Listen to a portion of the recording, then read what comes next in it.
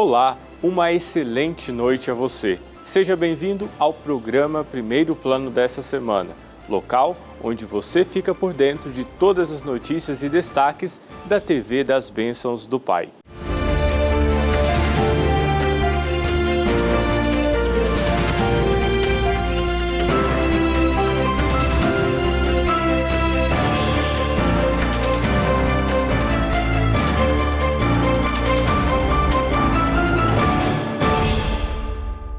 Vamos começar o programa falando da caridade, o ensinamento bíblico que todos os cristãos devem praticar. A importância de compartilhar o amor ao próximo será ilustrada através da Vila São Cotolengo. Agora, vamos ver a reportagem da Ana Luísa Abreu.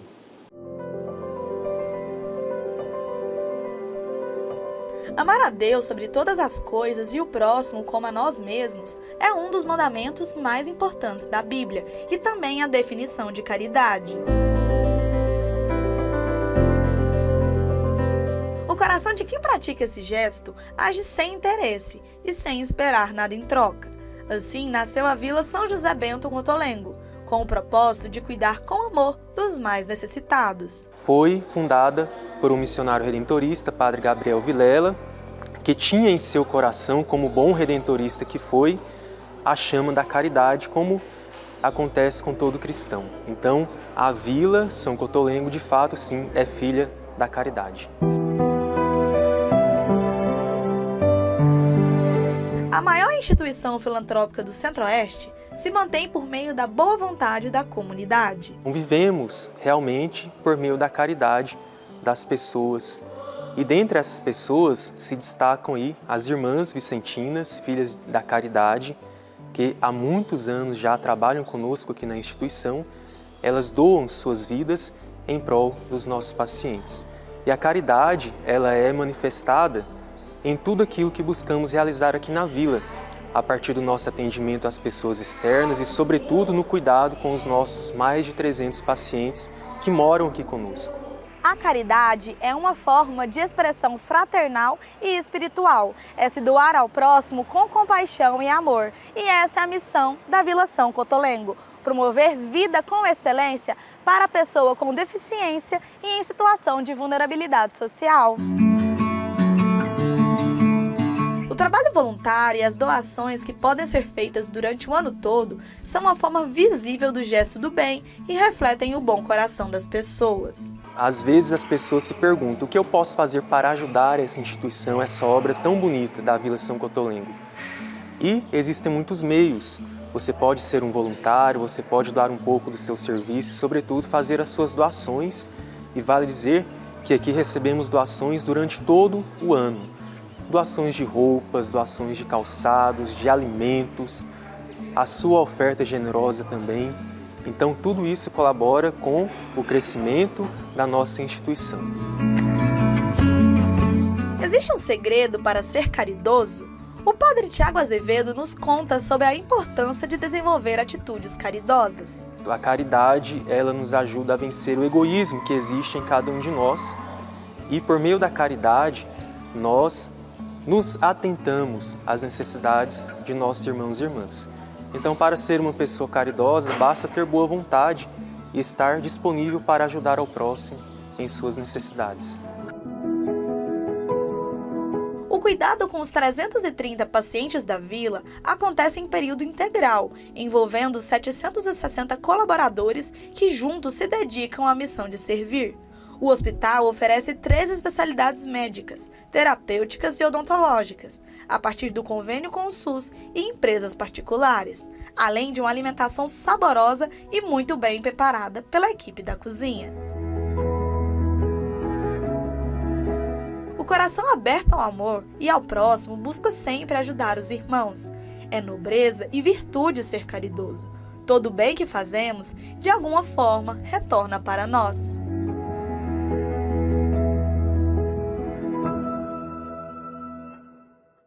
A equipe da TV Pai Eterno teve a honra de participar da celebração na Igreja Matriz de Trindade, o primeiro santuário dedicado ao Divino Pai Eterno. Essa festa paroquial é um momento de grande alegria e fé, onde a comunidade se reúne em comunhão. Vamos acompanhar.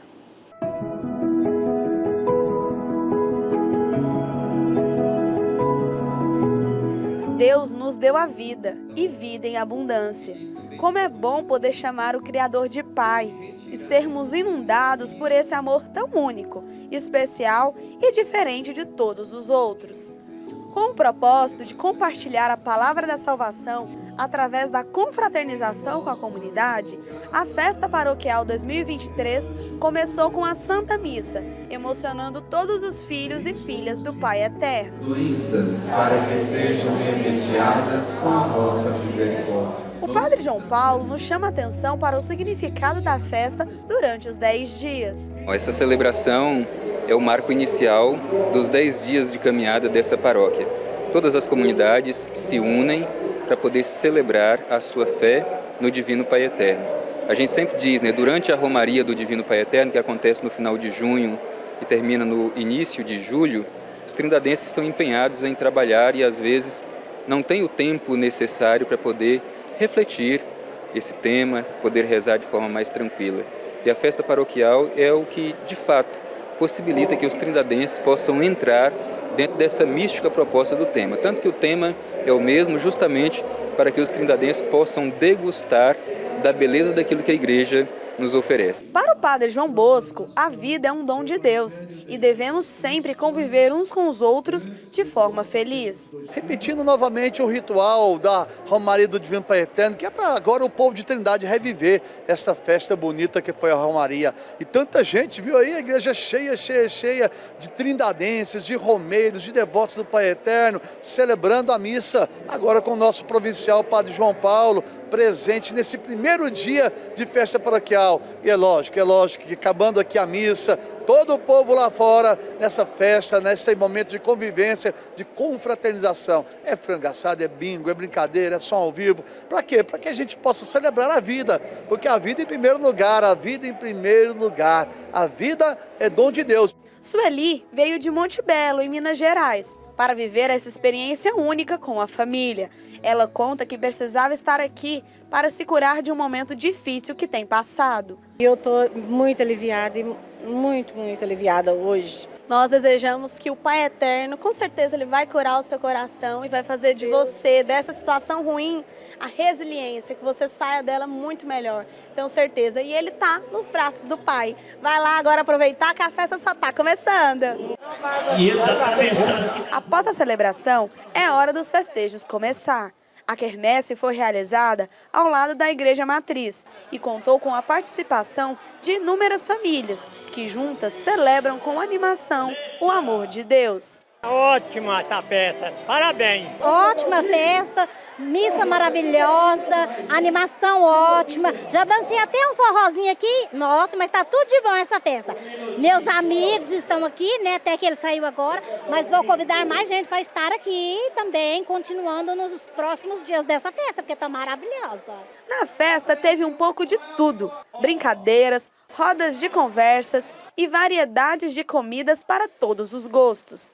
Opa! E olha só onde eu estou! Em uma das bancas mais requisitadas aqui da quermesse. Aquele curauzinho e uma maçã do amor deliciosa.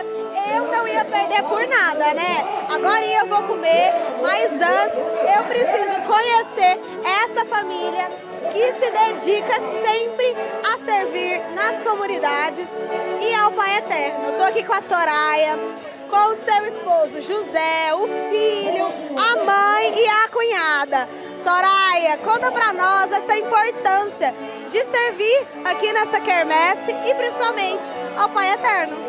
Servir ao Pai Eterno é sempre bom. Nós crescemos com isso e a comunidade cresce. E a família se une cada vez mais. Vamos falar com o maridão agora, José. É lindo servir e trazer o filho ainda para poder participar desse momento de fé, oração e interação com a comunidade? Sim, é sempre muito bom estarmos nós juntos, aqui reunidos na Paróquia do Divino Pai Eterno. Nós estamos reunidos como igreja, acolhidos aqui na casa do Pai, mas também celebrarmos em comunidade, em família. Nós representando aqui também as comunidades pertencentes à Paróquia do Divino Pai Eterno, da comunidade de São Vicente de Paulo, o movimento de cursilho do qual a gente participa, e sempre buscando estar juntos, reunidos em família, mas também com a nossa comunidade de igreja, nossa família igreja. Não, e com família é muito melhor, né? Agora eu vou perguntar pro filho, você tão jovem, já tá servindo na igreja, com os pais, com a avó, é um sentimento bom para você? Sim, é um sentimento bom que eu venho acompanhando, né, no nosso dia a dia e vou continuar seguindo. Ai, que gracinha! Dou meus parabéns e o meu muito obrigado por toda a dedicação. E claro, né, que para não encerrar isso aqui, óbvio que eu vou comer.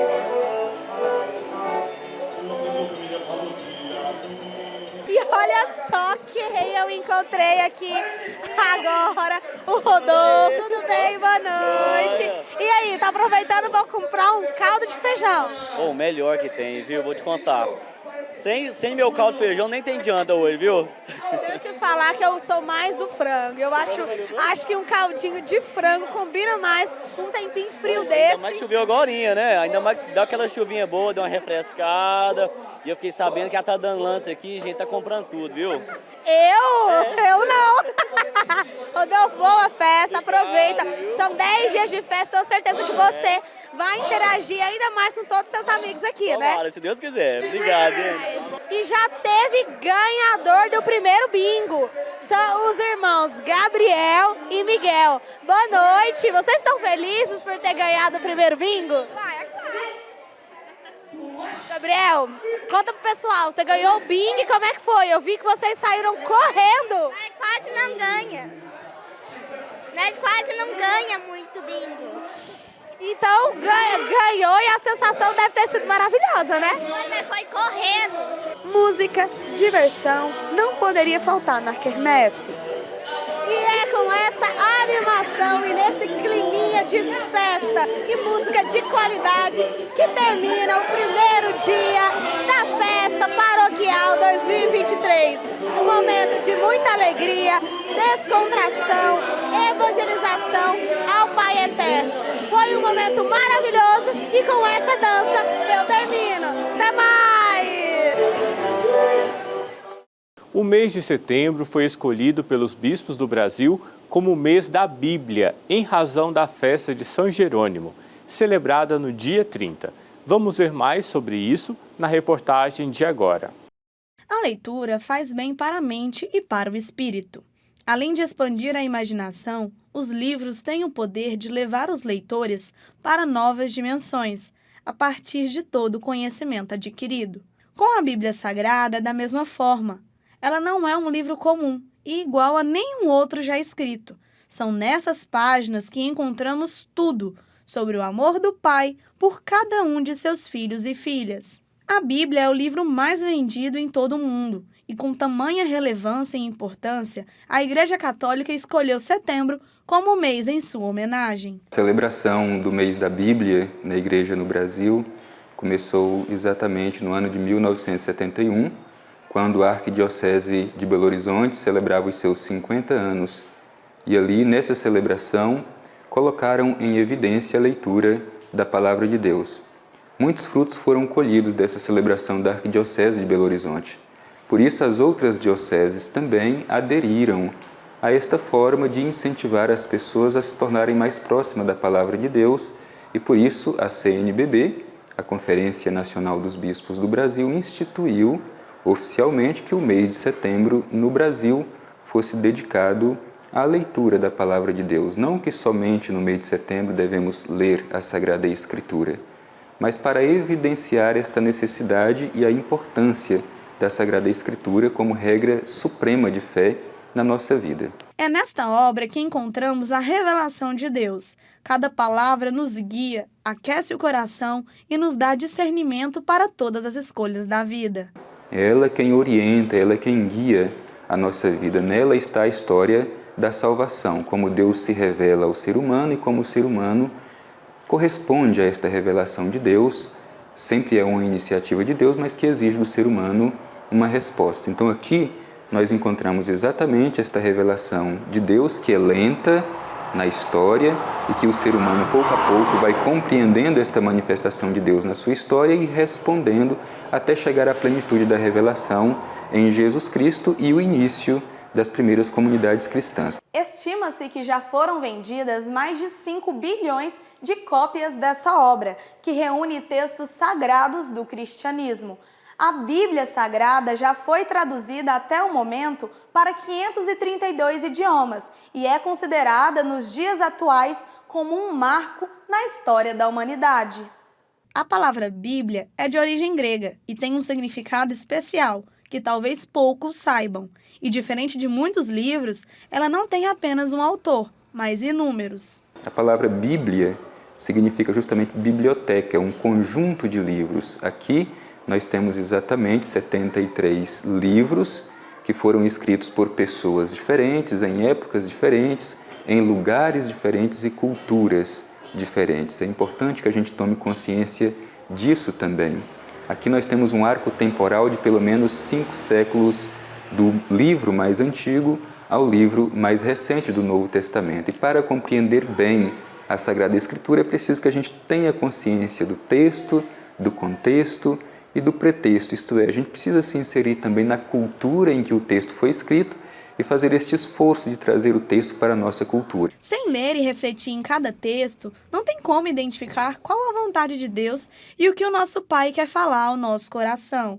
É preciso estar aberto e se envolver em cada capítulo. Quando nós nos colocamos diante da Sagrada Escritura, nós não estamos simplesmente diante de um texto. Nós estamos diante do ser do próprio Deus que fala, que dirige a sua palavra a cada um de nós. Portanto, nos debruçando sobre a Sagrada Escritura, nós escutamos a voz do próprio Deus que fala ao nosso coração. Portanto, como a própria Escritura diz, ela não é letra, mas ela é espírito. Vários autores, mas todos escreveram sob a ação do mesmo Espírito. E para nós é importante tomar consciência, e o Concílio Vaticano II nos ensina na Dei Verbum, que quando lemos ou quando escutamos o texto sagrado, devemos ler e escutá-lo sob a luz do mesmo Espírito de quem o escreveu. Portanto, nós não conseguiremos compreender qual é o projeto de Deus a não ser através das Sagradas Escrituras. Mais importante do que ler e se aprofundar na palavra é colocar em prática toda a luz presente na Bíblia em nossos passos e ações do cotidiano. É buscar ser a cada novo dia um pouco do que Jesus foi. Não saia daí, o programa Primeiro Plano volta já.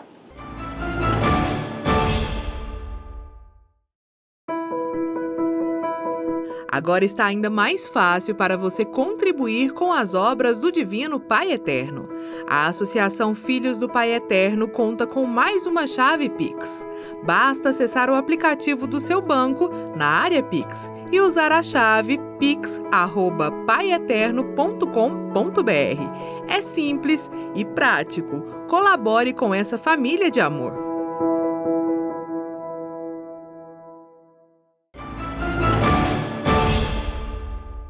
Estamos de volta com o programa Primeiro Plano dessa semana, aqui na TV das Bênçãos do Pai.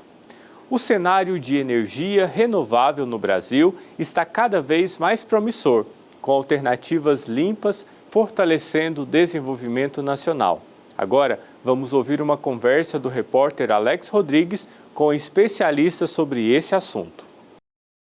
Bom, e hoje a gente fala sobre esse tema super importante, sustentabilidade. E para isso eu estou aqui com o Ruberval Baldini, que é presidente de uma associação muito importante, a Associação Brasileira de Energias Alternativas e Meio Ambiente. Primeiramente, bom tê-lo com a gente aqui na TV Pai Eterno, Ruberval.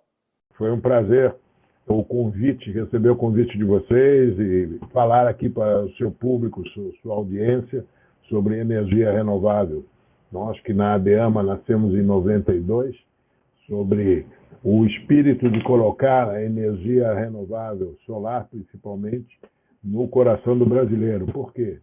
Não sei se você sabe, Alex, mas nós somos a segunda maior insolação do mundo.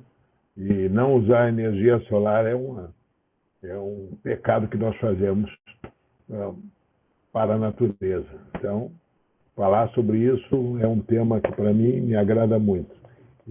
É isso aí, Ruberval. E eu queria que o senhor contasse para a gente o seguinte: como é que está o panorama atual no Brasil? O senhor até falou aí que nós temos um grande potencial nesse sentido da energia renovável, mas qual que é a atual situação do Brasil nesse sentido? Está crescendo bem?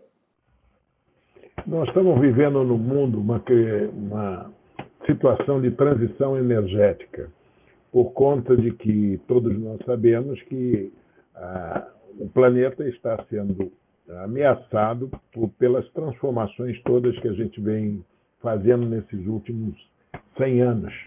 O nosso crescimento industrial e nosso crescimento como civilização tem trazido um peso muito grande para o meio ambiente. E quando você fala de energia renovável, você fala de energia limpa, você fala de transição energética, o Brasil é um dos países onde a maior fonte de produção de energia elétrica é com energia renovável. Haja visto que nos últimos anos todo o processo do mundo de migrar para uma energia limpa, o Brasil já faz isso há muitos anos, porque a energia hidroeletricidade no país, que sempre foi a fonte maior, hoje já não é mais a maior fonte, já é a maior fonte sim, mas a solar tem acompanhado muito e está passando inclusive a energia eólica, que nós já estamos na faixa dos seus 30 gigawatts de produção. Imagina uma situação que há 10 anos atrás, antes da legislação que permitiu o usuário comum colocar no seu telhado uma planta fotovoltaica ou uma micro-usina, nós não tínhamos esse crescimento todo. E estamos crescendo rapidamente, respondendo a sua pergunta de como está o Brasil nessa corrida, vamos dizer assim, para nós termos a energia democrática gerada em cima do nosso próprio telhado, seja na nossa casa, no nosso comércio ou na indústria. Então, criar uma estrutura, um ambiente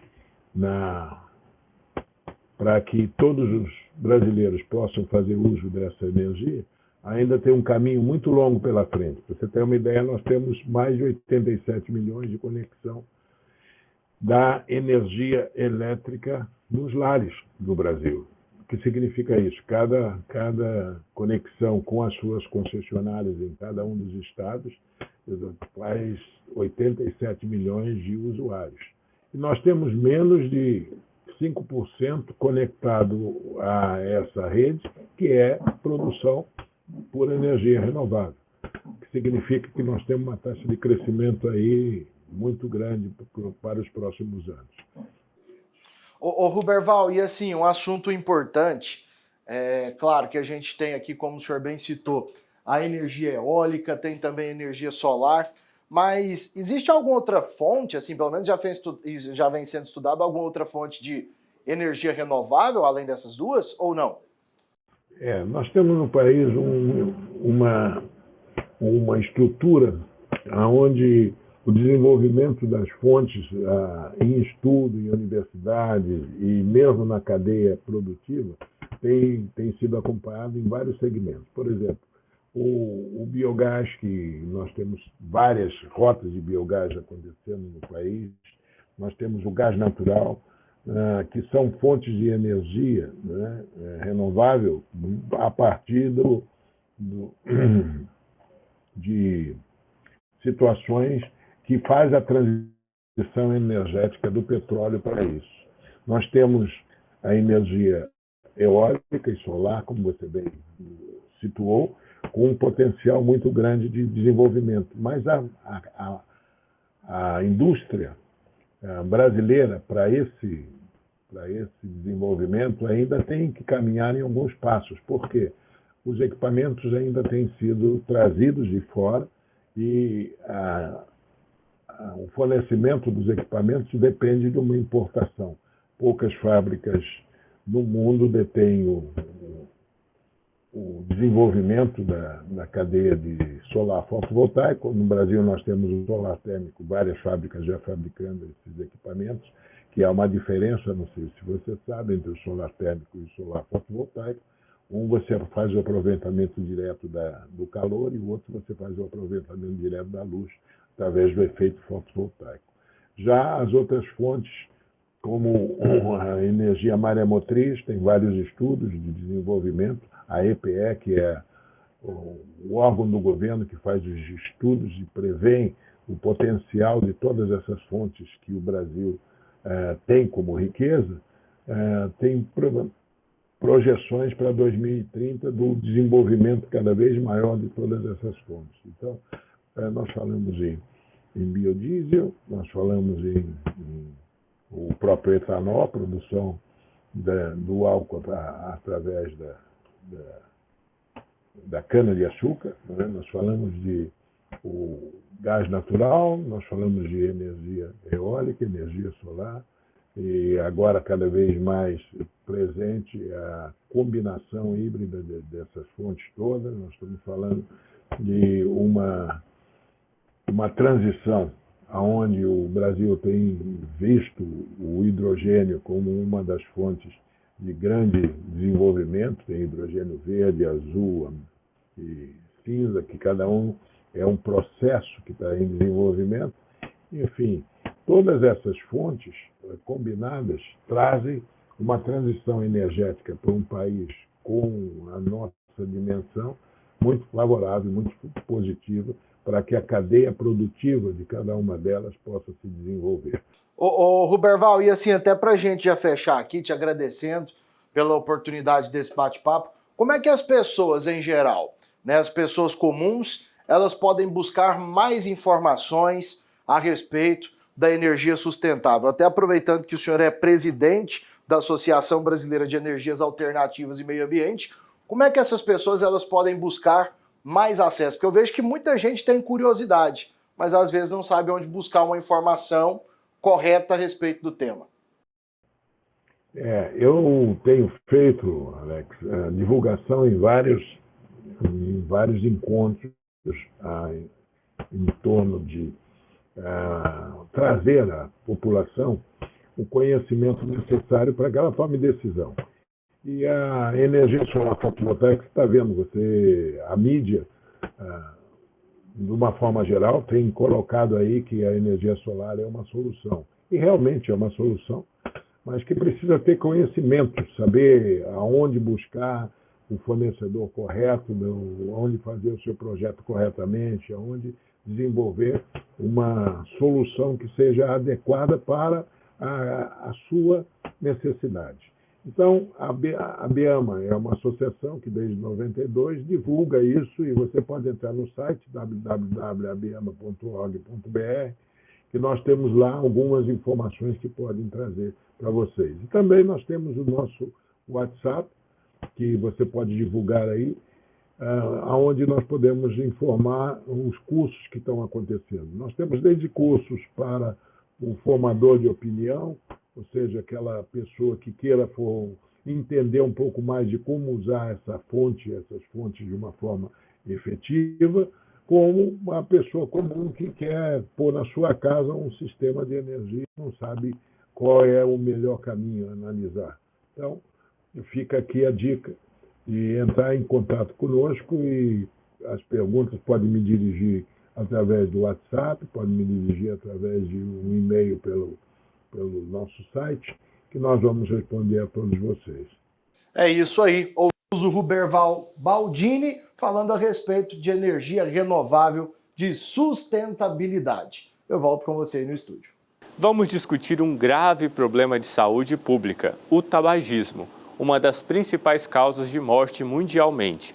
Além do cigarro, a indústria tem se inovado com produtos perigosos como o vape e o narguilé, para atrair os jovens. O repórter Alain Ribeiro traz mais detalhes sobre esse assunto. Conforme a Organização Mundial da Saúde, o tabagismo é responsável por mais de 8 milhões de óbitos todos os anos. Entre eles, cerca de 7 milhões são de fumantes ativos, que morreram por problemas decorrentes do uso excessivo da substância. O restante, cerca de 1,2 milhão de mortes, decorre do fumo passivo. Além disso, o cigarro pode causar diversos tipos de câncer. Além do de pulmão, a doença também atinge outros órgãos por conta do vício.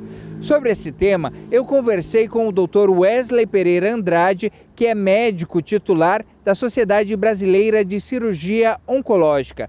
Vamos conferir. Doutor, eu queria começar perguntando basicamente quais são os riscos, né, da pessoa que fuma e quais são os riscos também para quem é um fumante passivo.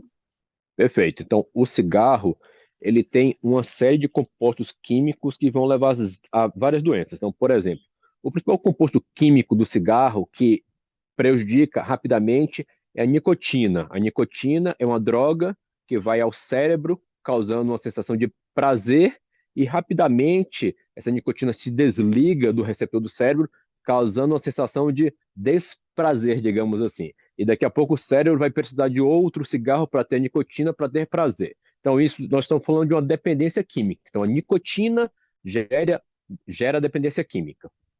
Outros fatores que tem na fumaça de cigarro são substâncias tóxicas para o corpo, fundamentalmente o monóxido de carbono, que vai levar a uma falta de ar, digamos assim, porque o monóxido de carbono ele compete pelo receptor do oxigênio no sangue, então a pessoa vai ter um fôlego curto, e outras substâncias tóxicas vão levar a problemas de longo prazo, que são várias lesões cancerígenas. Então vamos ter daí então cânceres tabaco relacionados, que é um risco de médio e longo prazo.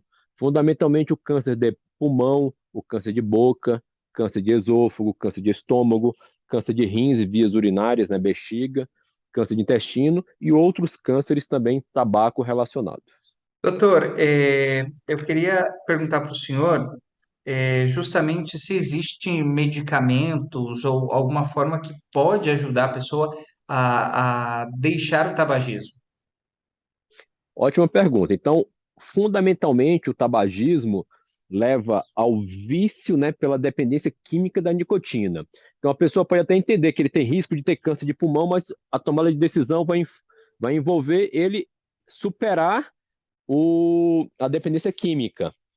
Então, nós vamos ter que entender e fazer algumas estratégias para facilitar esse período quando ele vai parar de fumar. Então, uma das estratégias é você dar nicotina por outras vias. Em geral, nicotina transdérmica, adesivo de nicotina, de uma forma que você vai descalonando aquela dose, de tal forma que o corpo vai se adaptando a níveis decrescentes de nicotina. Então, é uma estratégia. Junto com isso, é importante também o uso de remédios ansiolíticos, antidepressivos, além de consultas com psicólogo, né, ter psicoterapia, participar de um grupo de apoio, ter o apoio da família.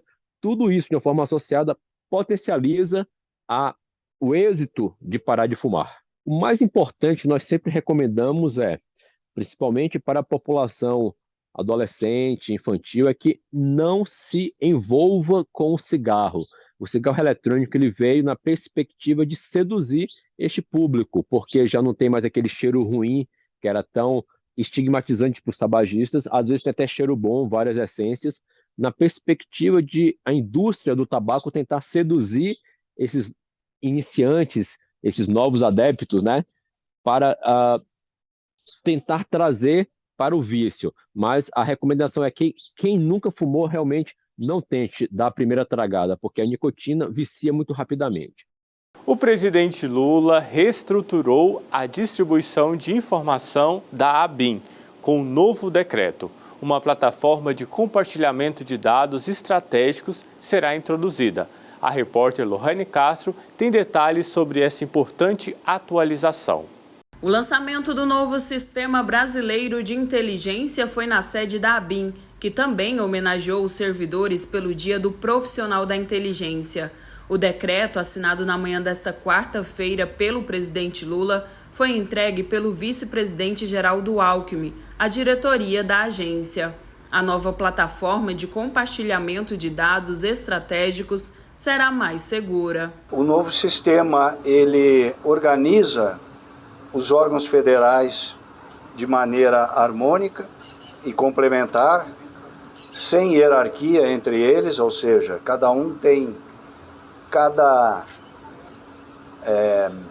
cada categoria de membros tem um papel a cumprir dentro da política nacional de inteligência.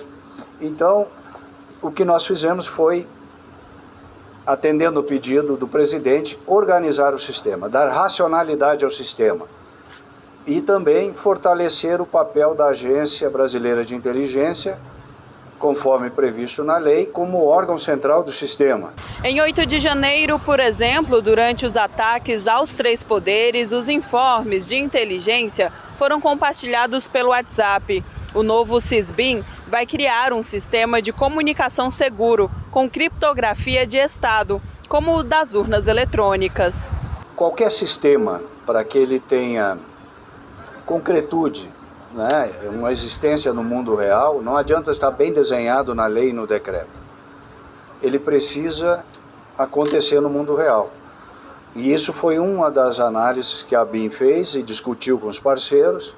A agência vai fornecer uma plataforma digital, um sistema de comunicação segura, e tanto a plataforma quanto o sistema de comunicação terá a criptografia de Estado, que é a expertise da BIM. Tanto é que ela é utilizada no sistema eleitoral brasileiro, né? Então nós temos todas as condições de entregar isso. A plataforma não é nenhuma coisa de outro mundo, é baseado em algumas plataformas já utilizadas por alguns dos órgãos. Nós vamos customizar para ser usado como sistema, como suporte ao sistema. O diretor ressaltou ainda que a efetividade do sistema será a capacitação dos profissionais e a cultura de inteligência. O novo sistema possui 3 níveis de acesso: os órgãos permanentes, que incluem os que cuidam da defesa externa, segurança interna, relações exteriores e eixos da inteligência de Estado. Em segundo, a Casa Civil, e em terceiro, os setores de inteligência dos governos estaduais, que foram incluídos no sistema. Em segundos, voltamos com as principais notícias aqui da TV Pai Eterno.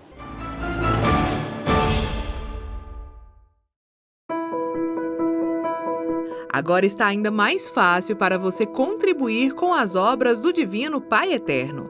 A Associação Filhos do Pai Eterno conta com mais uma chave Pix. Basta acessar o aplicativo do seu banco na área Pix e usar a chave pix@paieterno.com.br. É simples e prático. Colabore com essa família de amor.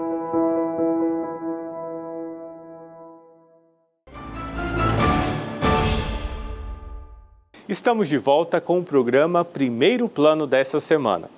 Eu convido a todos para rever a entrevista que realizamos no Santo Café com o escritor Mateus Machado. Discutimos sobre educação financeira em seu livro que usa a Bíblia como um guia financeiro. Vamos ver. Comecei a ler seu livro ontem à tarde, recebi ontem à tarde e aí eu consegui ler 5 capítulos. Achei muito interessante essa proposta de falar sobre administrar os recursos que Deus nos deu, que Deus colocou em nossas mãos e de forma inteligente, né? Tendo a Bíblia ali como nosso guia. Explica pra gente primeiro, de onde veio a inspiração para escrever esse livro? Olha, a inspiração ela vem muito da minha história pessoal. Eu sempre fui uma pessoa muito disciplinada, muito prudente com as minhas escolhas financeiras e no dia a dia. E ao mesmo tempo eu fui criado, né, dentro da igreja, todo aquele caminho da primeira comunhão, do crisma, fui coordenador de movimento de jovens. Então eu sempre tive uma ansiedade, uma vontade de unir aquilo que era a minha vocação profissional com aquilo que era uma coisa que eu sentia muito como um chamado, que era estar sempre envolvido nas coisas da igreja, estar sempre percebendo aquela oportunidade de fazer o bem pelo próximo. E aí, em 2019... o Papa Francisco iniciou um movimento chamado Economia de Francisco, que tem como objetivo, ele até usa um termo que eu acho particularmente muito bonito, realmar a economia e as finanças, ou seja, dar uma nova alma, tornar o mercado financeiro, tornar a nossa relação com o dinheiro mais humana, mais acessível, mais democrática. Então, ali em 2019, eu comecei a maquinar. Aí, em 2020, a convite de uma missionária católica, eu comecei a compartilhar sobre educação financeira, trazendo, né, muita inspiração bíblica com alguns grupos, com algumas comunidades. Então, ali nasceu o primeiro encontro, o primeiro curso, e esse ano, né, com a Ave Maria, está nascendo o primeiro livro. Então, veio daí a inspiração e a motivação. Uma parte do livro está escrito o seguinte, que a Bíblia tem 300 versículos sobre anjos, 500 versículos sobre amor, 700 versículos sobre fé e mais de 2.350 versículos falando sobre dinheiro e riqueza. Isso diz pra gente que é um tema cristão, é um tema que a gente deve debater e é um tema que não deve ser de forma alguma visto como ruim, né, o Matheus? Perfeito. Eu brinco que essa quantidade enorme de menções a dinheiro e riqueza na Bíblia, na minha concepção, é justamente para nos educar, né? Porque quando a gente ama, quando a gente gosta, mas a parte financeira, a parte de como a gente gere, administra os recursos que Deus nos proporciona, isso demanda uma prudência, sabedoria. Então, a Bíblia, inclusive no livro, você já deve ter visto, eu trago inúmeras passagens, algumas até ressignificando o contexto, que muitas passagens se tornam ditados populares, e aí são omitidas algumas partes da frase, são omitidos o contexto em que elas aconteceram, e outras também são extremamente educativas, outras realmente vão falar até sobre como cuidar do dinheiro, como se planejar antes de começar alguma coisa. Então, essa conexão entre ter mais de 2.350 momentos em que a Bíblia vai nos falar de dinheiro e riqueza, eu falo que é uma fonte quase inesgotável, se não inesgotável, de oportunidades para a gente entender que é possível sim fazer uma boa gestão financeira e vale dizer, Wilker, que recursos, eles não se limitam ao dinheiro. Quando a gente fala de recursos, a gente tem que lembrar dos dons e talentos que nós possuímos, que muitas vezes podem tornar a nossa vida mais tranquila, mais feliz, porque quanto melhor a gente administrar esses recursos, mais nós poderemos fazer pelo próximo. Porque é só lembrar do contexto do amor, né? A gente fala que não é possível dizer que você ama o irmão se você não ama a si mesmo. Eu falo que a gestão dos recursos que nós possuímos segue essa mesma linha. Como que eu falo que eu vou ajudar o próximo se eu não consigo hoje em dia nem me ajudar? Então é a gente encontrar esse ponto de equilíbrio. Certo. E no livro você fala muito sobre aquela história de servir a dois senhores, né? A Bíblia também trata disso. E as pessoas fazem uma interpretação muito incorreta disso, né? Como se o dinheiro fosse de todo mal. Mas não é bem assim. Se o dinheiro for usado de forma inteligente e usada da maneira correta, esse dinheiro pode servir a Deus também, né? Fala um pouco sobre isso para a gente, que eu achei muito bacana a forma como você colocou no livro. Excelente pergunta e provocação, né? Primeiro, eu gostaria de contar para as pessoas que esse livro ele foi todo revisado pelo Frei André Tavares, que é o prior dos dominicanos aqui no Brasil, uma ordem que tem como missão justamente evangelizar pela palavra, pela leitura. Então, eu tive esse privilégio de ter o Frei André revisando a minha obra, é um amigo e é uma pessoa que me ajudou muito a também tornar esse processo, né, cada vez mais didático para as pessoas. E esse caminho, Wilker, né, é só a gente pensar o seguinte, o que é o dinheiro? O dinheiro, ele é como se fosse uma cadeira. A cadeira, eu posso me sentar na cadeira, eu posso me acomodar, eu posso tirar um cochilo. Então, o que ela é? Ela é uma ferramenta. Ou eu posso pegar essa cadeira e, num momento de rompante, de raiva, eu posso até quebrar essa cadeira na cabeça de alguém. O dinheiro é ferramenta, é instrumento. Eu posso pegar o dinheiro e fazer o bem com ele, ou eu posso pegar o dinheiro e fazer o mal com ele. Ou seja, o dinheiro ele serve a quem? Ele serve a mim que possuo, ele serve a você que tem o dinheiro. Então, quem trabalha e recebe o salário, o dinheiro ele simplesmente é uma ferramenta na sua mão. E se você serve a Deus e o dinheiro serve a você, por natureza, por consequência, a quem o dinheiro vai servir? Ele vai servir à sua vontade. E se a sua vontade é servir a Deus, é fazer coisas boas, a natureza do dinheiro ela se torna uma natureza positiva, uma natureza boa.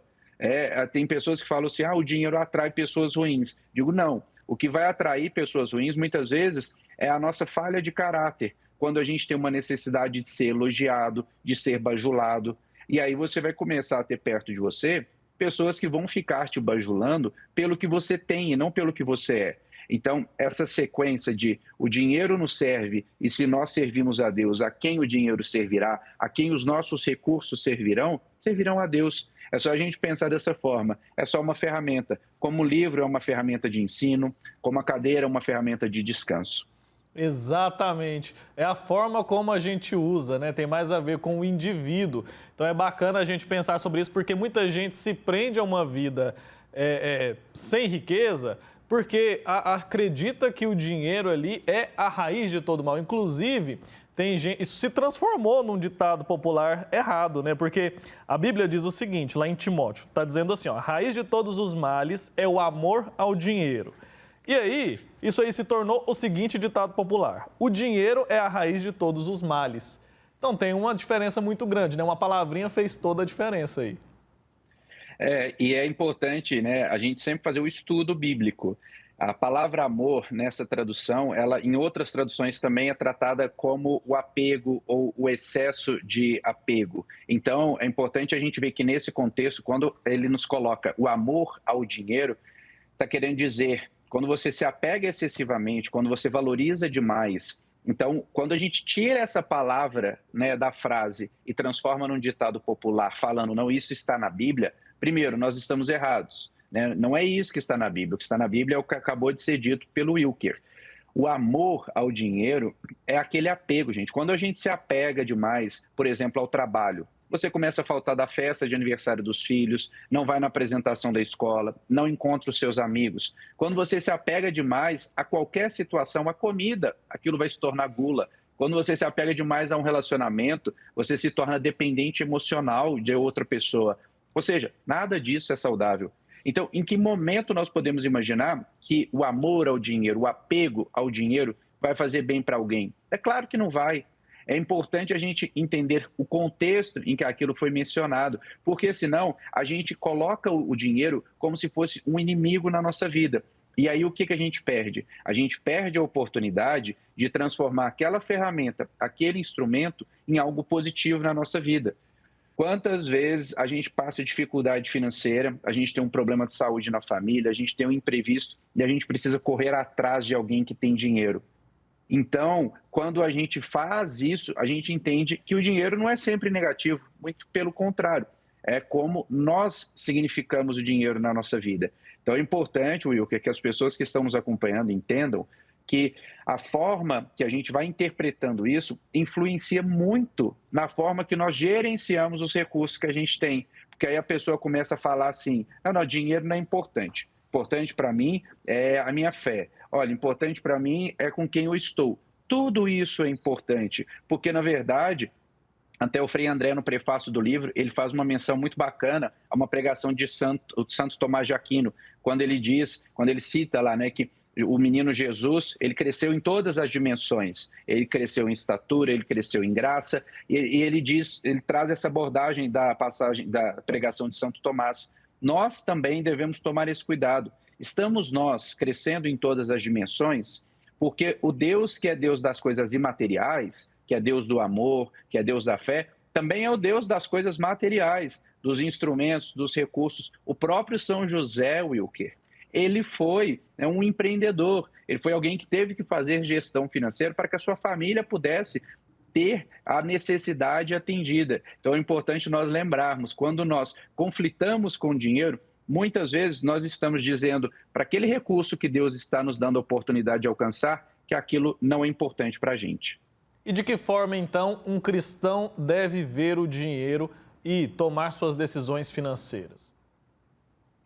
Primeiro, ver o dinheiro como mais uma ferramenta que pode tornar a sua vida muito melhor ou, no caso da falta dele, muito mais difícil. Essa é a frase que pode resumir a nossa relação com o dinheiro. É uma ferramenta, um instrumento que pode potencializar aquilo que você tem de bom ou pode potencializar aquilo que você tem de ruim. Isso, quem vai definir o destino é o seu caráter, é a sua personalidade, é como você enxerga o dinheiro. E sobre como gerenciar, eu até aconselho, você ainda vai chegar nesse momento, mas a gente tem lá na página 88 do livro, uma passagem que eu trago de Lucas. Vocês vão ver, pessoal, quando vocês acessarem o livro, que existem as passagens. Eu vou ler rapidamente essa passagem aqui para vocês entenderem. Ela diz: quem de vós, querendo fazer uma construção, antes não se senta para calcular os gastos que são necessários, a fim de ver se tem com que acabá-la? Para que depois que tiver lançado os alicerces e não puder acabá-la, olha só, todos os que o virem não comecem a zombar dele, dizendo: este homem principiou a edificar, mas não pôde terminar. O que é isso? É uma lição de planejamento. Se você quer planejar qualquer coisa na sua vida, antes segue esse caminho do planejamento, de fazer as contas, de entender qual é o momento certo, quanto você deveria poupar, como colocar aquele dinheiro para trabalhar a seu favor. Tudo isso pedindo a sabedoria e pedindo discernimento. Então, é possível que a gente avance, prospere, caminhe bem na nossa vida financeira, seguindo a luz da Bíblia, seguindo aquilo que a gente tem, preservando os nossos princípios e preservando os nossos valores. Gostei bastante, viu? Agora, muita gente acredita que ganhar muito dinheiro, fazer dinheiro, é renunciar a Deus. Isso tem algum sentido? Não tem sentido nenhum, porque, como a gente falou, se aquilo que nós possuímos, os nossos recursos, dons e talentos, eles existem para que a gente também sirva e atenda à obra de Deus, qual o sentido de dizer que se a partir de agora eu ganhar dinheiro, eu vou renunciar a Deus? Muito pelo contrário, pensa da seguinte forma: se você ganhar dinheiro, sempre mantenha os seus princípios e os seus valores à frente disso. E assim você vai se tornar uma pessoa que vai poder transformar a vida de muitas pessoas, começando pela vida da sua família. Se você quer educar os seus filhos, se você quer fazer uma viagem, se você ainda nem tem uma reserva de emergência. Então, ganhar dinheiro, gente, não significa renunciar a Deus. Mas se você está curioso para se aprofundar nisso, eu te recomendo fazer a leitura do livro, né? Fazer esse estudo. Por quê? Porque o livro eu vou trazer a passagem. Aí você corre lá na Bíblia, lê, porque aí você vai confirmar, ele não está falando mentira, não. E aí, de repente, a gente começa a mudar o seu comportamento. E no guia também tem um manual prático de como você implementar essas mudanças no seu dia a dia. Então, vale a pena para quem quer ter uma vida financeira mais tranquila e seguindo a luz da Bíblia, também poder adquirir mais conhecimento através do livro. Você fala também no livro sobre a questão do consumismo ou sonho. A gente acaba fazendo uma certa confusão com isso, né? Com certeza. Primeiro é importante as pessoas definirem e entenderem que consumo é necessário. Todos nós sabemos, todos nós precisamos consumir. E eu não estou falando isso está até em cartas encíclicas, né, do Vaticano, isso está em vários documentos papais. A gente precisa comer, a gente precisa vestir roupa, enfim, a gente precisa dos cuidados básicos. Agora, consumismo é quando a gente perde a mão, a gente erra e perde o limite. Quando a gente começa a olhar só para o consumismo, Wilker, o que a gente está fazendo? A gente está dizendo que eu preciso de tudo e que eu preciso de tudo agora e que eu não consigo me planejar e que eu não posso parar. E aí é quando a gente começa a pegar tanto o consumismo e perder os nossos sonhos. Por quê? Porque para eu alcançar os meus sonhos, eu vou ter que abrir mão de algo hoje, eu vou ter que renunciar a alguma coisa hoje, para poder guardar aquele dinheirinho, para que chegue daqui um ano e meio, 2 anos, eu possa fazer aquela peregrinação, eu possa fazer aquela compra que eu tanto sonhei, trocar o meu carro, reformar a minha casa. Isso sim é sonho, só que o sonho ele tem que se tornar meta, né? O sonho ele tem que estar ali sendo regado, cuidado no dia a dia. Eu gosto muito de pensar na parábola dos talentos, porque a gente tem 3 exemplos ali que mostram como nós podemos nos comportar. Deus vem e te dá 2 recursos interessantes para você trabalhar, 2 dons e talentos. Você pode fazer como aquele que teve só um, enterrar e esconder e falar, não, isso aqui, não vou fazer nada com isso não. Ou você pode multiplicar os dons e talentos que Deus te deu. Porque você pode ter certeza de uma coisa, você que está nos acompanhando. Você tem inúmeros dons e talentos que Deus entregou na sua vida. Agora, se você não lapidar esses dons e talentos, se você não trabalhar esses dons e talentos, eles vão morrer, eles vão secar, eles vão ficar lá escondidos. E aí você, pensando na parábola dos talentos, cabe pensar também, se em algum momento ali você se encontrar com Deus, o que você vai falar para Ele? Senhor, o Senhor me deu oportunidades, mas eu achei que não valia a pena. Eu achei que eu não era bom o suficiente se você nem tentou. Todos nós temos o direito de ser felizes, de tentar, de prosperar. Agora, como nós usamos os dons e os talentos que nós possuímos é que vai determinar se a gente vai ter uma vida mais tranquila ou não. E eu falo com propriedade, Wilker, porque eu venho de família simples, meu pai caminhoneiro, minha mãe professora, e eu vi, graças a Deus e a muito trabalho deles, eles prosperarem, eles alcançarem uma vida muito bacana. E tenho inúmeras alunas, pessoas que já conviveram comigo, que tinham uma condição muito apertada e de repente descobriram que também faltava uma gestão financeira no dia a dia. Chegamos ao final do nosso programa Primeiro Plano. Eu me despeço de você desejando uma excelente semana. Até breve.